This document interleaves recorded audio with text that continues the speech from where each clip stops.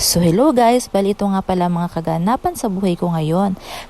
And bali nandito nga pala kami ngayon sa Kalasgasan Daet kasama ng mga katrabaho namin. So ayan, bali nagpapahinga na kami dyan. Kasi nga medyo napagod kami dahil nga pala ang haba na ng araw namin dyan.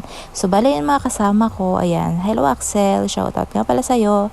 And hi kuya, so bali andyan ang Enrica Survey ngayon. So bali ayusin namin dyan yung mga muhon dahil yung ibang muhon ay hindi namin nakikita. Lalo pag may itinitripping kami client, so nahihirapan kami. So ayan si madam, hello madam, napaka-generous ng madam namin na yan.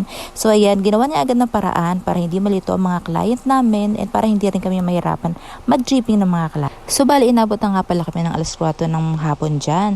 So ayan, shout out sa iyo madam, isang hi naman dyan. So ayan, bali nga pala nagtitingin din ako dyan ng mga lot plan para pag may client ako on the tripping ay kaya ko na mag-isa. So ayan, bali inaantay nga lang namin yung magsusurvey doon dahil sasama kami doon para makita namin mismo mga muhon.